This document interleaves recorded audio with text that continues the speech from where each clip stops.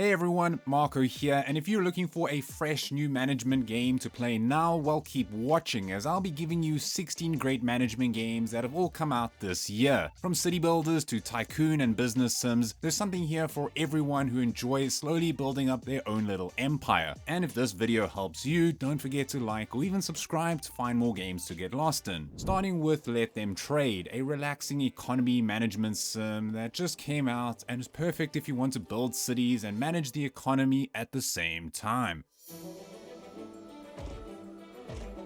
In the game, you'll be building up cities, managing trade routes, and keeping those pesky bandits at bay, all while your citizens handle most of the day-to-day stuff themselves. You'll need to scout new lands, collect scattered resources, and then set up self-governing towns that will grow and trade independently. But to me, the coolest part is just checking out the little wooden, toy-like world, hustle and bustle as the economy unfolds before your very eyes. Happier towns pay more taxes, and your role becomes more about tweaking systems rather than micromanaging them. I'd also say that this is for people not wanting such an intense challenge, as right now it's a little too easy, but with a full campaign, sandbox mode, and even a scenario editor, there's plenty of content to tinker with at your own pace. So if you enjoy chilled out city builders with a big focus on economy and just a little sprinkle of strategy, then maybe check out Let Them Trade today.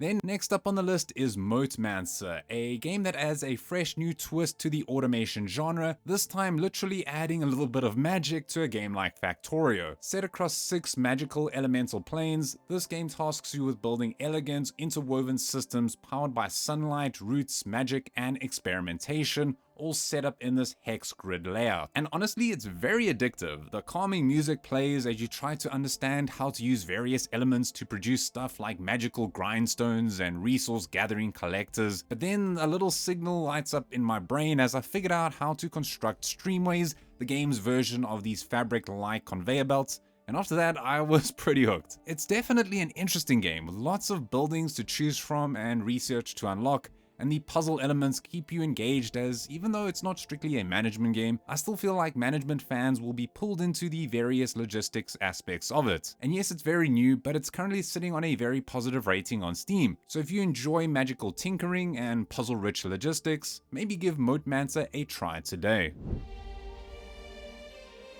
Now for a game that I've been keeping my eye on for some time now. If you're into military games, except now you're in charge of a remote World War II airbase, designing every wall, maintaining your aircraft, and keeping your crew physically and mentally ready for battle, then Ground of Aces might just be the game for you. In the game, you'll prep squadrons of Hurricanes and Spitfires, send pilots out on dangerous missions, and hold the line during air raids. Each crew member has a story, making the emotional toll of war part of the experience, so I guess it's just about the people as it is about the planes. I also really enjoy the look of the game. It's got this vintage war comic book vibe going on that just looks really neat. And yeah, it might be a little too early access for some, so I'd say if you do enjoy base building and a World War environment, then maybe try out Ground of Aces today, or at least keep it on your radar.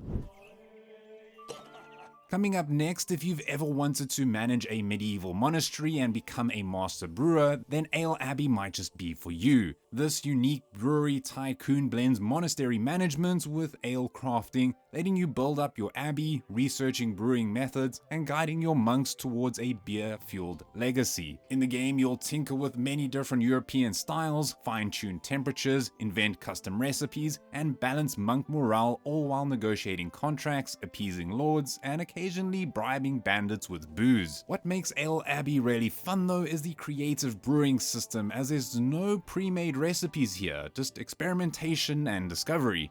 While progression can feel slow at times though, watching your monastery evolve and perfecting the art of ale making is oddly satisfying. The game has also received its 3rd biggest update, so if you enjoy relaxing tycoon games and the sacred art of beer, maybe give Abbey a try today.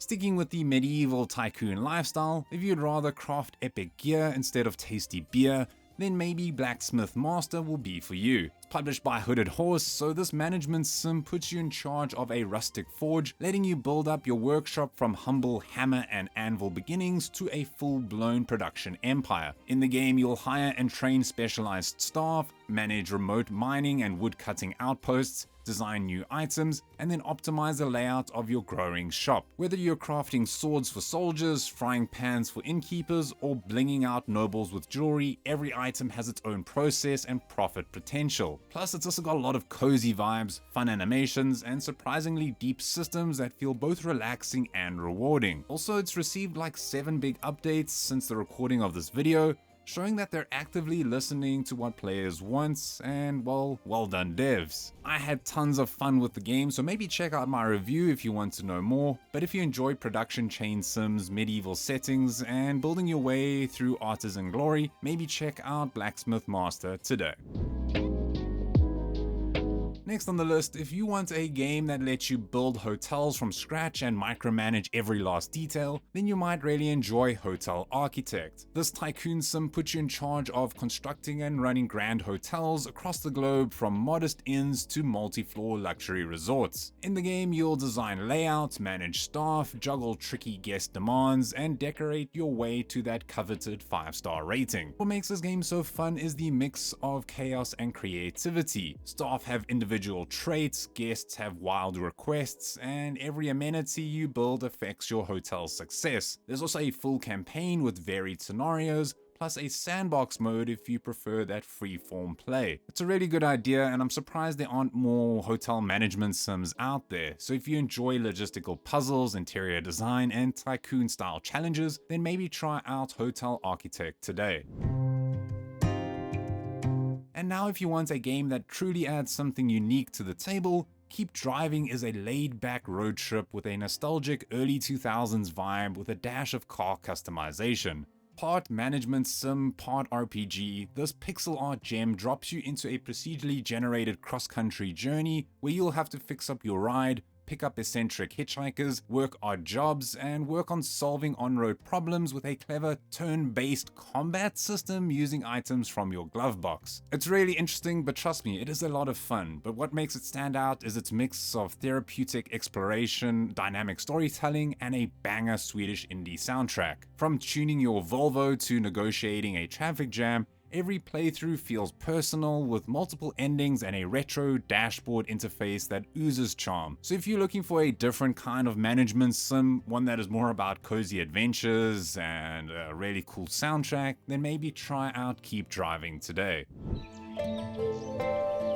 However, if you're more interested in a game like Crusader Kings if it was set in ancient China, then House of Legacy might just be for you. You start as the fallen head of a disgraced clan, rebuilding from ruins into a powerhouse family through strategy, diplomacy, and some well-placed marriages. In the game, you'll have to manage your estate, educate heirs, court imperial favor, and play some 4D chess with your rival houses. Plus, you'll have to build your base piece by piece, promoting clan members through the ranks, and either crush rebels or manipulate them into folding. But what makes it really stand out though is its real-time political maneuvering with generational progression, which is a lot like Crusader Kings if it was, set in ancient China. It's easy to get hooked, especially with its open-ended systems and its sandbox freedom. So if you enjoy family sagas, political drama, and crafting your own legacy from the ground up, then maybe try out House of Legacy today.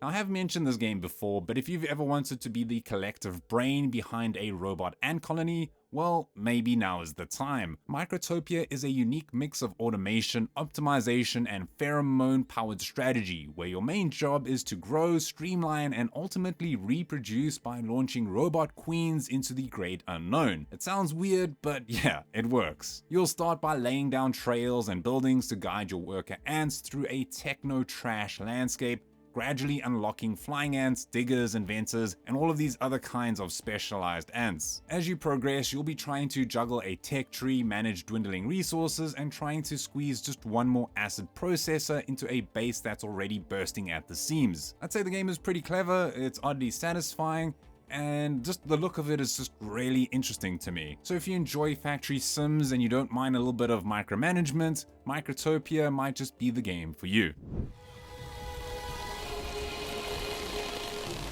Now next up, if you're looking for a city builder on the back of a massive wandering creature, then you might really enjoy the Wandering Village. In this game, you lead a tiny village of survivors trying to rebuild society on the moving back of Onbu, a gentle giant roaming a toxic post-apocalyptic world. Your job? Well, you need to build, manage, and survive. Space is limited, resources are scarce, and the terrain is always changing as Onbu strolls through various biomes. You'll also need to balance the needs of your villagers with Onbu's health, deciding whether to live in harmony or leech off your host. Again, it's a game that's quite interesting, and it's got that Studio Ghibli inspired art style that keeps each run feeling fresh and captivating. Also, the game has recently come out of early access, so if you enjoy survival city builders with unique twists and a big cozy feel, then maybe try out the Wandering Village today.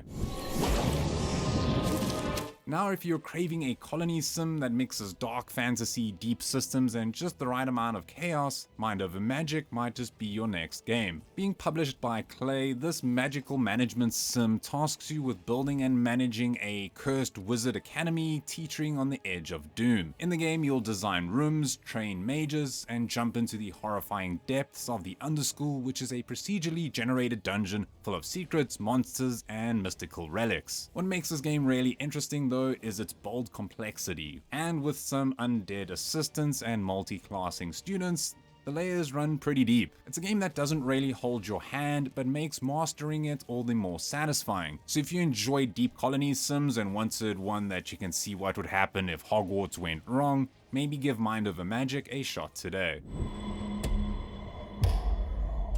Now yes, I've mentioned this game before, but if you've ever dreamed of building a thriving city and awakening an ancient cosmic horror, then Worshippers of Cthulhu might just be your next game. This eerie management game blends colony sim mechanics with Lovecraftian dread, casting you as the leader of a growing cult dedicated to bringing forth the Great Old One himself. In the game, you'll construct cities across haunted islands, micromanage your loyal and often maddening followers, perform dark rituals, and commune with ancient beings like the Dagon. Each choice, like who to sacrifice, who to convert, and what heresy to proclaim, helps shape you to rise towards godhood. Then between managing supply chains, expanding your territory, and exploring cursed ruins, there's a constant tug of war between efficiency and eldritch chaos. So if you enjoy colony sims, supernatural lore, and slowly slipping into madness, maybe check out Worshippers of Cthulhu today.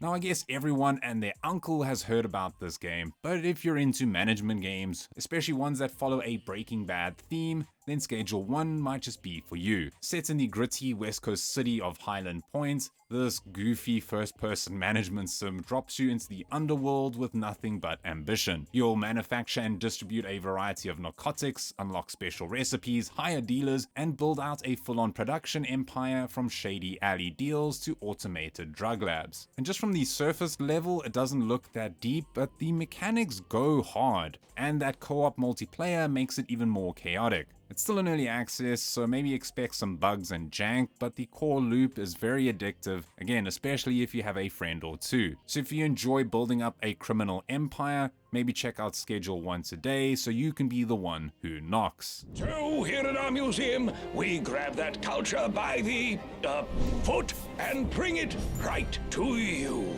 Now, if you're into management and tycoon sims and you haven't played any from 2 Point Studios, now is the time to do so, especially if running a museum sounds like your jam. 2 Point Museum is from the same team behind 2 Point Hospital, where this museum management sim is packed with the same charm, chaos, and comedy, but also with some surprisingly deep strategy. In the game, you'll build and manage museums across 5 quirky locations, send semi-qualified experts on expeditions for rare exhibits, and create really cool displays to impress guests and bring in those donations. Plus, there is a lot to do here with tons of exhibits, sandbox mode, guest tours, decorative freedom, and enough guest types to keep you on your toes and your security team busy. Now, the 2 Point games have always had this kind of humor to them that you'll either love or not really enjoy, To me, it gives off a theme hospital kind of vibe with all its goofiness, which, yeah, it's pretty cool. So if you enjoy creative sims with charm, challenge, and chaos, then maybe try out 2 Point Museum today. Okay, so yes, I've mentioned this game quite a few times before. Maybe this will be my last time, who knows. But if you love city builders, but wish that they felt a bit more, I don't know, alive, Foundation might just be the kind of relaxing zen game you're looking for. This gridless medieval city builder lets you craft these incredible organic towns where everything just flows naturally, like homes hugging winding roads, villagers creating their own footpaths in busy areas, and your custom-built cathedrals rise piece by modular piece. It's all about that slow burn satisfaction though, like managing production chains, balancing resources, and watching your sleepy hamlet evolve into a thriving medieval marvel. But to me, what makes this game so fun to play is its relaxing tone paired with meaningful complexity. Sure, you could try and build the biggest village known to man, or you could just spend hours making a little courtyard look a little more pleasant. And with the new updates like mod support, there will always be something to do or something to keep you busy. So if you love city building games and colony sims that focus on taking it easy or while having enough complexity to keep you interested, Foundation is definitely worth checking out. I know our odds. Maybe it's time to consider the easy way out. Then last but not least, if you've ever wondered how your life may have turned out if you made different choices, The Altars turns that thought experiment into a gripping survival management game. You play as Yandolski, stranded alone on a hostile planet, well, until you use a mysterious substance called Rapidium to clone alternate versions of yourself, where each is based on a path you could have taken. These alters are basically you, but with different personalities, with strengths, traumas, and opinions that affect everything from resource management to crew morale. In the game, you'll build and operate your mobile Michelin wheel base, explore alien biomes, and face deadly anomalies, all while navigating heavy emotional and ethical decisions. To me, 11-bit Studios, the devs behind this game, have nailed survival games that really make you feel something, and this hauntingly personal sci-fi experience is no different. So if you're into base building but you want one with more emotional weight, strong character-driven gameplay, and a heavy dose of existential dread, then The Altars is definitely worth checking out, and I'm pretty sure it'll become a movie one day. So that wraps up my video. What did you think? Did I leave out any management games? Let me know what you think in the comments section below. But other than that, it's Marco here from Easily Distracted Games, and as always, don't stop gaming.